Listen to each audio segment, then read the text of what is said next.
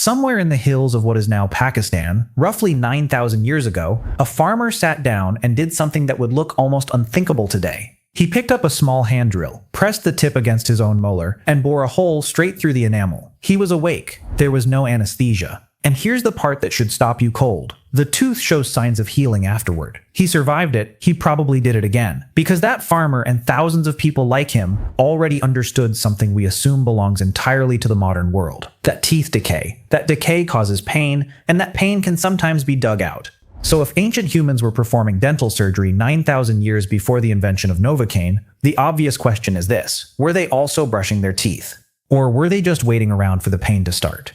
The answer is stranger, older, and considerably more resourceful than you'd expect. And it starts not with a toothbrush, but with a twig. Long before anyone shaped bristles into a brush, people across Africa, the Middle East, and Asia were chewing on sticks, not randomly, specific sticks, cut from specific trees, chosen because chewing on one end split the fibers into something that looked remarkably like a brush head. Archaeologists call these chew sticks, and some of the oldest evidence for them dates back over 5,000 years to ancient Egypt and Babylon. The Egyptians took it further. Tombs have turned up toothbrush-like twigs, buried alongside their owners, tucked in next to jewelry and food offerings, which tells you something important. This wasn't a minor hygiene habit. It was considered essential enough to bring into the afterlife. And it wasn't just the tool. The Egyptians also mixed the earliest known toothpaste, a gritty paste of crushed rock salt, mint, dried iris flower, and pepper, ground together into something that would have tasted absolutely nothing like spearmint gel, but was specifically designed to scrub the surface of the teeth clean. Here's where it gets genuinely surprising, though. The people with arguably the most sophisticated oral hygiene routine in the ancient world weren't the Egyptians at all.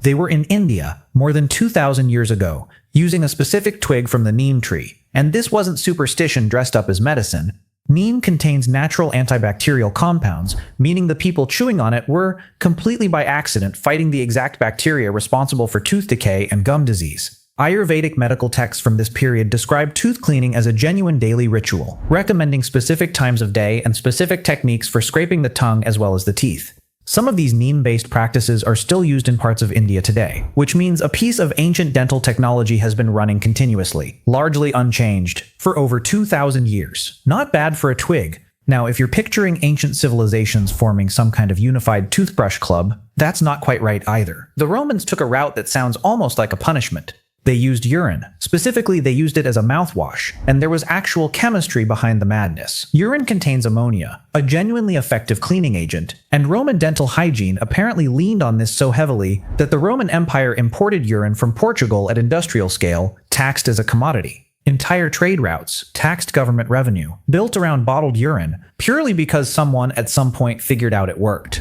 Meanwhile, in China, the approach looked almost eerily modern. As early as the Tang dynasty over 1,000 years ago, Chinese texts describe a bristle toothbrush design using hog hair set into a bone or bamboo handle, a shape that would look instantly recognizable if you saw it sitting in a bathroom cup today. This design eventually traveled west along trade routes, centuries before Europe developed anything close to it, which raises the real mystery here. If a functional bristled toothbrush existed in China over 1,000 years ago, why did most of the rest of the world spend centuries afterward using twigs, rags, and crushed chalk instead? Part of the answer is that dental care in most ancient societies wasn't really about prevention, it was about damage control. Skeletal remains from across the ancient world show consistent patterns of tooth wear, abscesses, and decay, and much of this traces directly back to diet. Ground grain in particular was a disaster for teeth, because milling stones left tiny particles of grit inside the flour, and every single bite of bread slowly sandpapered down the enamel over a lifetime. Sugar wasn't the primary villain yet.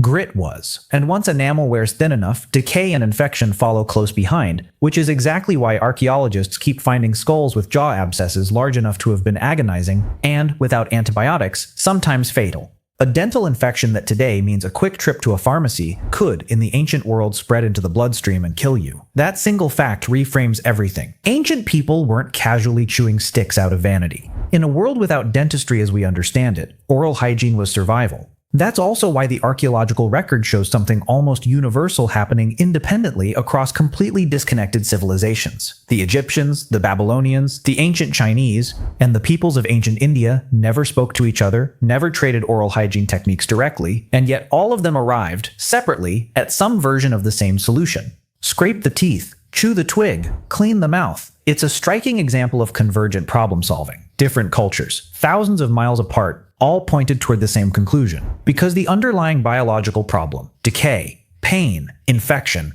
was exactly the same everywhere humans ate food. So no, ancient humans didn't have a bathroom cabinet with mint toothpaste and a soft bristle brush. What they had instead was centuries of trial and error, a surprising amount of working chemistry hidden inside twigs and minerals, and a level of resourcefulness that modern convenience has made almost impossible to imagine. They built the first dental drills before they built writing systems in some regions. They identified antibacterial plants without knowing what bacteria were. They understood long before germ theory existed that a clean mouth was somehow connected to a longer, less painful life. And the next time you spend 30 seconds half-heartedly brushing before bed, it might be worth remembering that somewhere in ancient India, someone was doing a more thorough job with a piece of neem bark 2,000 years before your toothbrush was invented.